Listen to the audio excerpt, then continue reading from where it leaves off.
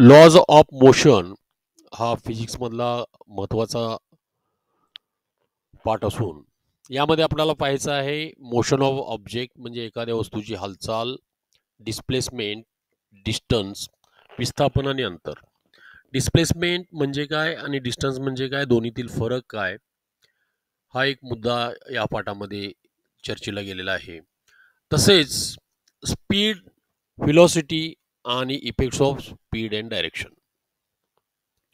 त्यानंतर uniform linear motion आणि non uniform linear motion म्हणजे एक समान आणि नॉन युनिफॉर्म रेखीय गती याविषयी आपण पाहणार आहोत. तसेच ॲक्सिलरेशन ज्याला आपण प्रवेग, गतिवर्धन किंवा त्वरण असेही म्हणतो.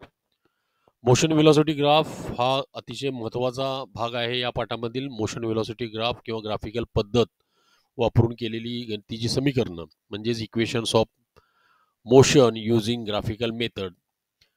त्यानंतर पाहणार आहोत युनिफॉर्म सर्क्युलर मोशन म्हणजे एक समान गोलाकार गती किंवा वर्तुळाकार गती आणि त्यानंतर न्यूटन्स लॉज ऑफ मोशन.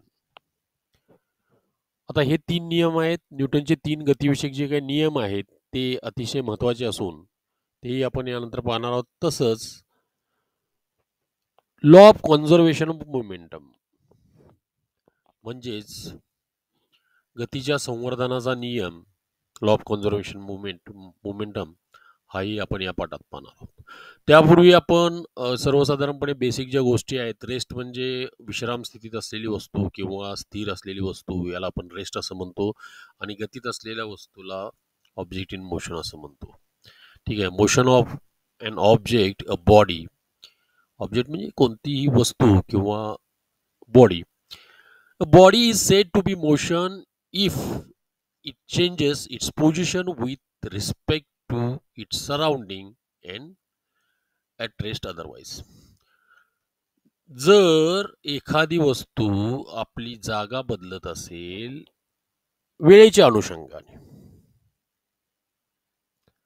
तर त्याला आपण body, motion of an body असं म्हणतो. जर ती जागा बदलत नसेल तर ॲट रेस्ट आहे असं आपण म्हणतो, म्हणजे ती विश्राम स्थितीत आहे. त्यानंतर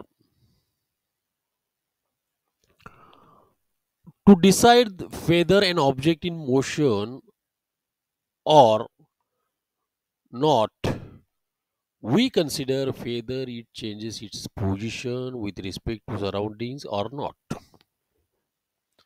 For example, if you are traveling by the bus and the bus is running, then person sitting next to you is not in motion with respect to you, but that person is in motion with respect to person outside the bus. तुम्ही एखाद्या बसमधून प्रवास करता, तुमच्या शेजारी बसलेला माणूस तुमच्या अनुषंगाने किंवा तुमच्या स्थितीवरच्या स्थिती जर विचारात घेतली तर तो मोशनमध्ये नाही, पण बसच्या बाहेर असलेल्या उभ्या असलेल्या व्यक्तीच्या हिशोबाने जर बघितलं तर तो मोशनमध्ये आहे. Body is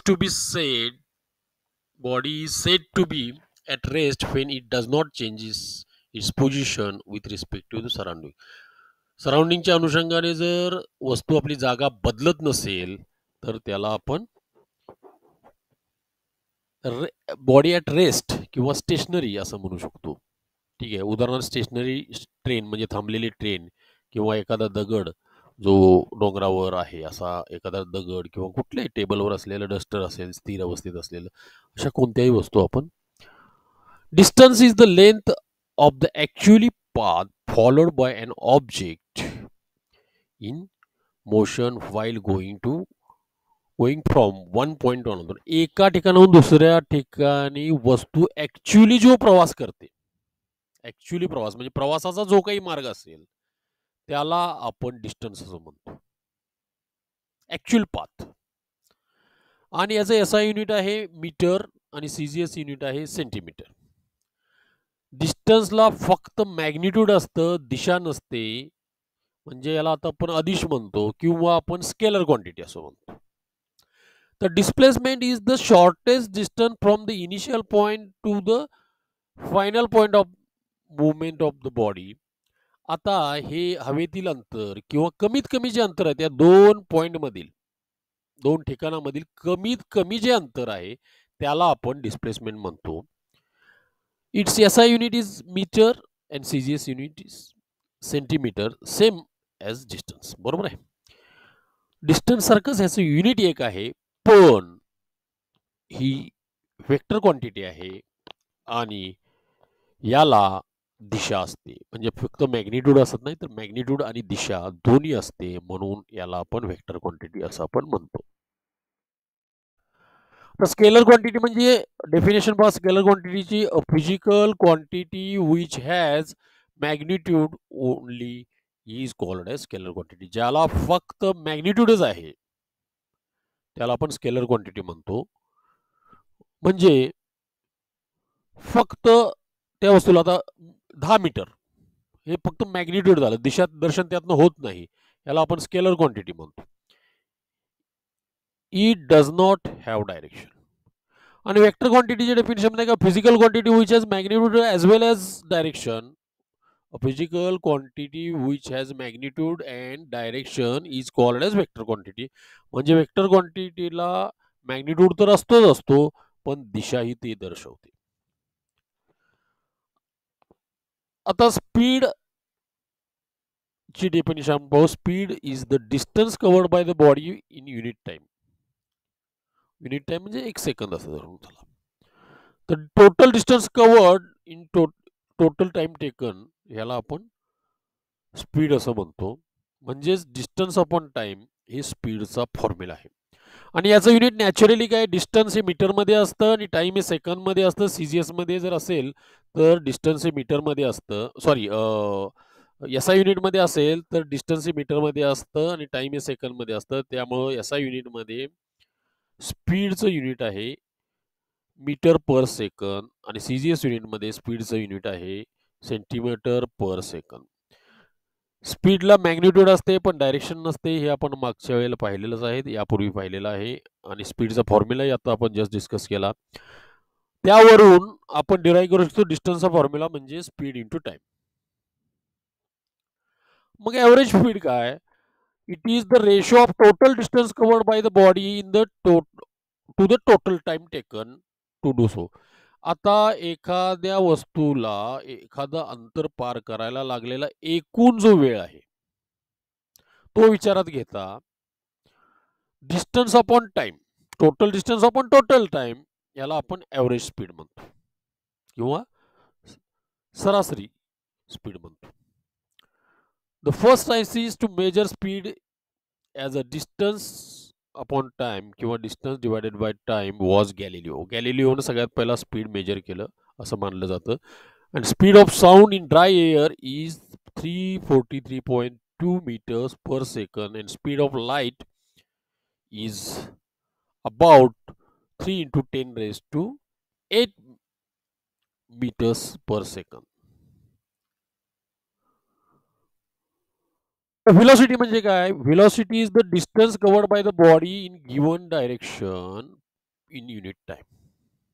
Thus, displacement in unit time or the rate at which displacement takes place to the respective time. म्हणजेच velocity displacement divided by time हा व्हेलॉसिटीचा फॉर्म्युला आहे आणि याचं पण unit SI unit metre per second आहे, CGS unit centimetre per second आहे, जसं की आपण स्पीडचं पाहिलेलं आहे.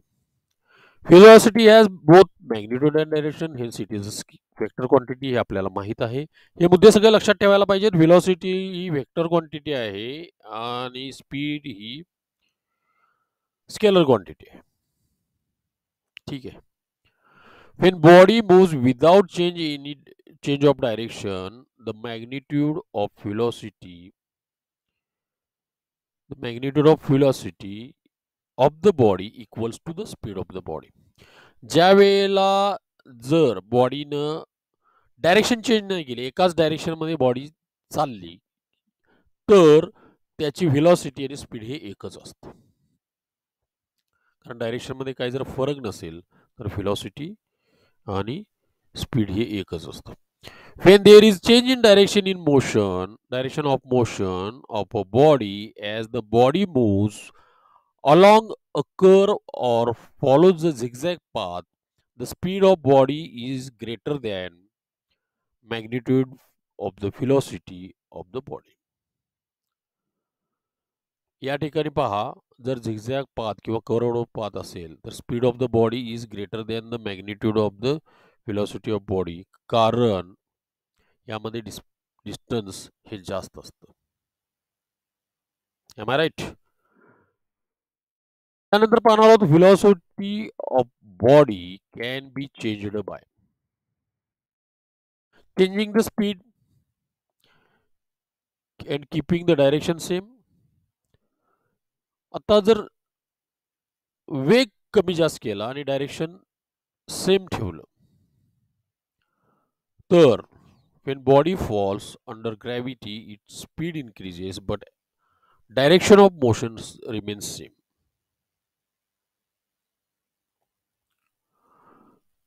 Changing the speed and keeping the direction of the motion is the same. Gravitational force ची डायरेक्शन ही एकच असते. तसंच changing the direction of motion and keeping the speed constant, यावेळेला सुद्धा व्हेलॉसिटी व्हेरी होऊ शकते. When body moves along a circular path covering equal distance in a small interval of times, its direction of motion changes continuously, but there is no change in its speed. Changing the both speed and direction of motion of the body. आता त्यानंतर पाहणार आपण uniform आणि non uniform linear motion, म्हणजे एक समान एक रेषीय गती किंवा नॉन युनिफॉर्म म्हणजे समान नसलेली एक रेषीय गती. Uniform motion is the motion in which body covers equal distance in very small intervals of time. Uniform motion म्हणजे कोणत्याही वेळेला त्याची गती एकच आहे अशा याला युनिफॉर्म मोशन असं आपण म्हणतो. ठीक आहे. या पुढचा भाग आपण पुढच्या व्हिडिओमध्ये पाहू. धन्यवाद.